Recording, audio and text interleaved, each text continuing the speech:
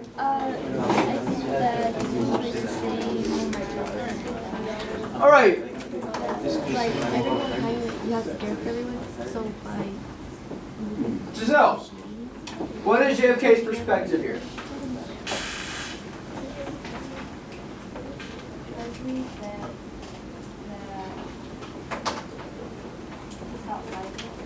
Okay, it's kind of a basic interpretation of this, absolutely.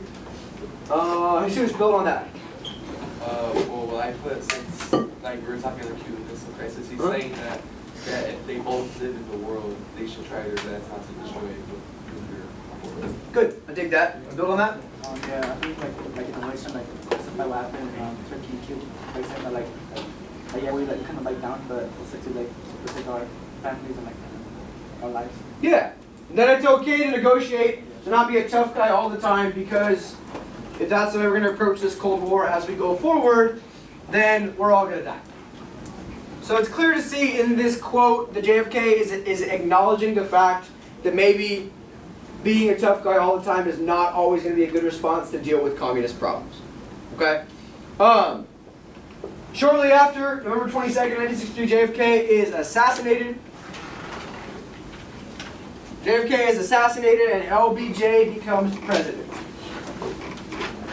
Now LBJ is more of a politician than anybody else in a long time who's been president, in terms of his ability to convince you to vote for something you didn't want in return for something else over here. And meanwhile over here convincing them to vote for something they don't want in return for something over here. So he's a politician in every sense of the word, as I spike my remote. Good word. And like I told you last week, he's one of the most intriguing presidents. He promises to continue Kennedy's very liberal agenda, and ultimately, he exceeds JFK's record on a lot of things, specifically providing economic and racial equality legislatively.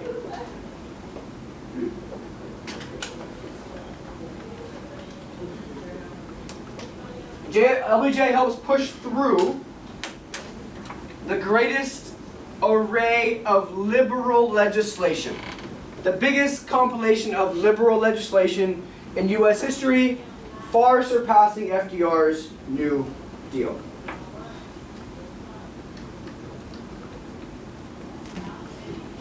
So shortly after JFK's death, LBJ pushes through Congress two key, very, very important Kennedy bills.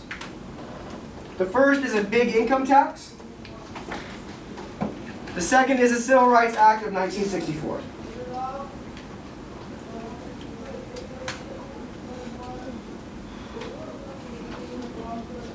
So immediately upon office, we pushed through an income tax cut and a Civil Rights Act of 1964.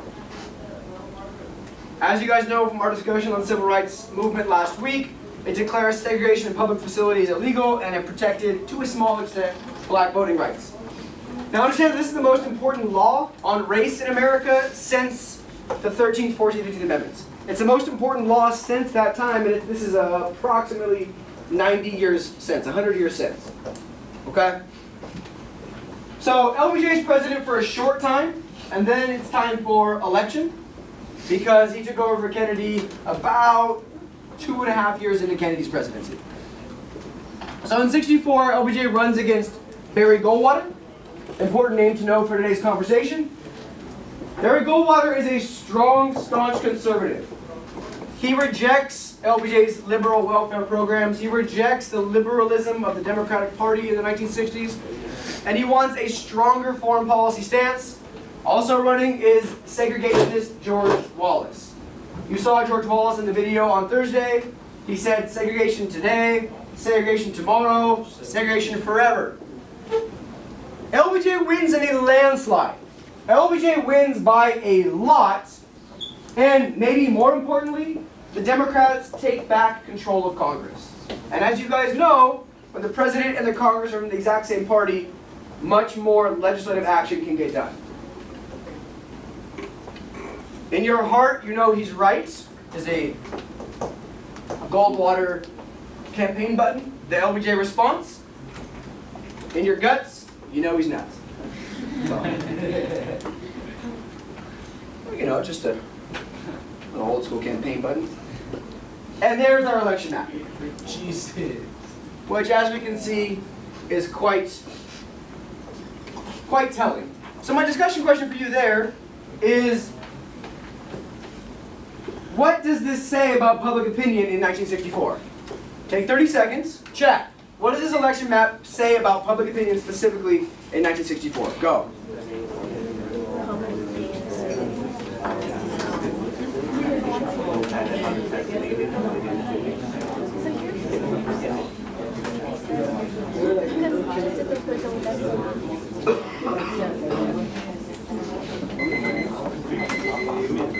Excellent. All right. Gio, what does this say about public opinion in 1964? That they're more liberal. Sure. What else does it say about public opinion in 1964, Milton? That they agreed with the policies that JFK didn't finish, but LBJ was soon to. Good. This is called a mandate election. This shows that the public has given their mandate to their president and Congress to do what they said. It's not a close election. It's not 51-49. It's 90-10 in the Electoral College, and 61-38 in the popular vote. What? Happened with FDR. Yeah, so it's showing, again, much like FDR in the 1930s, that the public is firmly behind what JFK is promising. And I'm sorry, what JFK promised. He doesn't promise anything anymore, he's dead. And what LBJ is promising to do as a result. It's very important. So, once elected, LBJ pushes for what he called his Great Society domestic agenda. Great Society. Immediately passing laws through Congress that has his support. Medicare and Medicaid, still on the books today. Super important, extending health insurance to the elderly and health insurance to people who are poor. Very important. He extends $1 billion to improve schools, largely in urban and rural poor areas, north and south alike. And this, I think more than anything else he does, references this quote.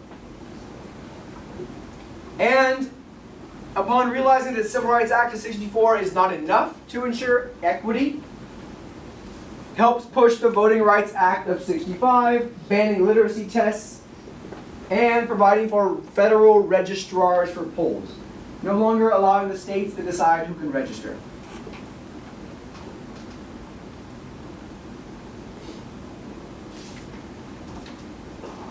As part of his Great Society, he declared, in quotations, war on poverty. War on poverty. Again, I think this goes to show that quote on the left-hand side as well.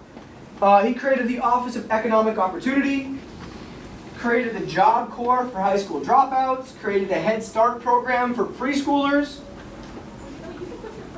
and helped provide for adult education and technical training opportunities for those who didn't have a chance at education earlier in life.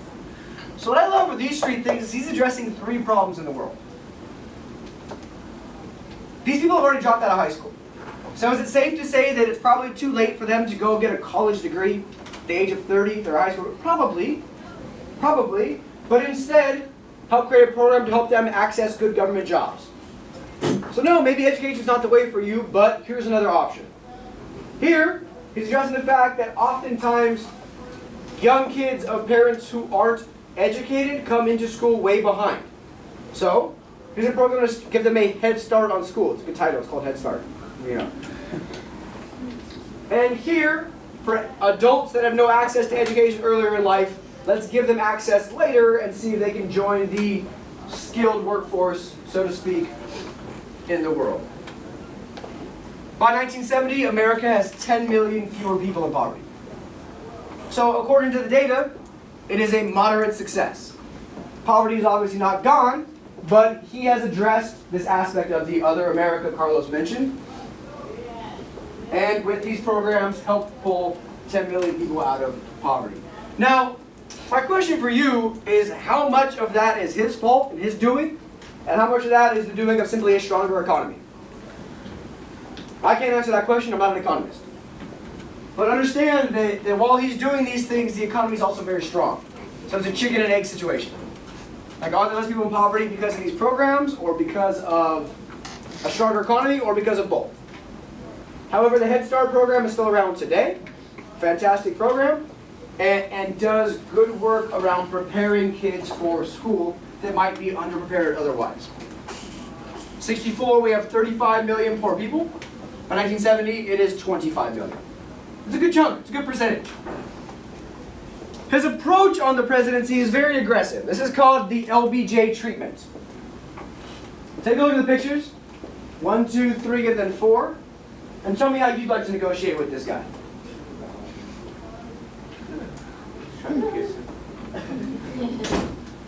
This guy stands firm for a second, and he's like, all right, maybe we're a little close.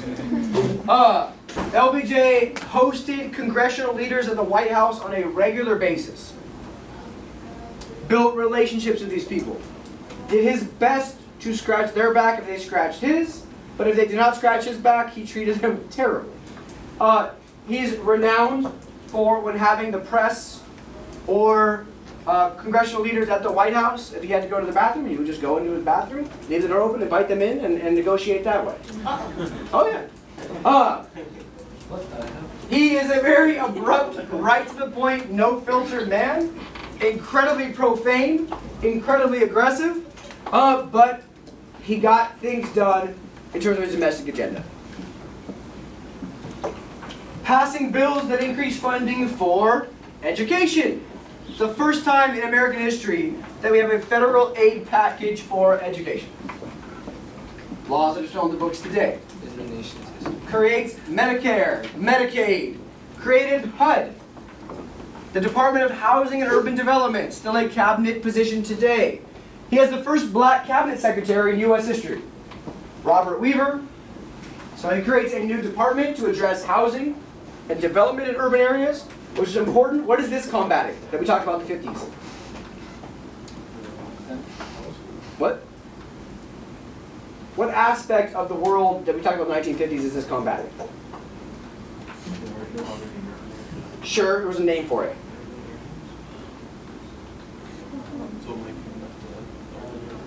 White flight. Yeah, white flight. And urban blight. Medicare, low-cost medical insurance to Americans who are old. And Medicaid, extending health care insurance to people that are on welfare. So in terms of his domestic agenda, a lot of this is really powerful stuff. Raise your hand right now if you are a fan of the way, just from what you've learned today, a fan of the way LBJ conducted himself domestic policy-wise. Cool. All right, we're about 1,000, except Manny doesn't know what he's voting for. Raise your hand, Manny. So, domestically, this is all significant stuff. All stuff that matters, and it's all addressing significant legitimate needs. By 1965, Congress has passed 89 different laws or reforms as part of LBJ's socially progressive agenda. The Great Society is the most comprehensive agenda of social reform since FDR. Huge deal. But over time, the American people do not respond well to LBJ, largely for one reason. And that one reason is Vietnam. That one reason is Vietnam. We will dig deeply into Vietnam and the protest movement that grows out of it on Thursday. But all of this great stuff that you all just agreed is fantastic is all overshadowed by Vietnam. And it goes to show that in times like this, a president's foreign policy to public opinion matters more than their domestic policy. The people that are being drafted and picked to go fight in Vietnam are largely the same people that are trying to be helped by this. And it's a catch-22. So all of this great stuff is overshadowed by Vietnam. And what that does is not only tarnish his legacy and kill his public opinion, but it makes him not even run for re-election. He doesn't even run for re-election in '68. And that sets off a whole other chain of events that we'll talk about later in Period 8. Concurrently, while this is happening, as we've talked about before, we have the Warren Court. And the Warren Court, what's their most important case we've already talked about? Brown v. Board. Yeah, but there's a bunch of other stuff that help extend different kinds of civil rights. In Gideon versus Wainwright, it's ruled that illegally seized evidence can't be used in court, weakening the power of the police force and strengthening the power of individual rights, and it gave people the right to have free legal counsel. Who's seen the movie 21 Jump Street? Yeah. It's a fantastic movie. Full of it. Get out of my room. If you cannot afford an attorney, one will be provided to you free of charge. Who's seen any cop show ever? Yes, exactly. If you cannot afford an attorney, one will be provided to you free of charge. Who's been convicted of a crime using public defender? I'm kidding. Yes, so if you are accused of a crime, you can access a lawyer for free. That extends civil rights. That extends rights to people that wouldn't have them otherwise. And Miranda versus Arizona, the right to a lawyer during questioning. People must have their Miranda rights read to them before being questioned. You have the right to remain silent, except in this class. Everything you say can and will be used against you in a court of law, and so on and so forth. So, the early to mid 60s are a time of liberal policies judicially, executively with the president, and legislatively with the Democratic Congress. Here are other Warren Court decisions. Brown v. Board. By the 60s, they banned state-sanctioned prayer in public schools. What a concept. By the 60s, they also limit the power of communities to censor books. Rights of the accused, 61, 63, and Miranda versus Arizona as well. So, here we are. We're done with the Great Society. We're done with the politics of the 1960s. We're set up nicely for Vietnam on Thursday. And then we're set up really nicely for the 70s and 80s for the following week. So as long as we understand at this point that the 60s are a time of great liberalism, then we're really set up nicely to understand the 70s and 80s better. So what I have on your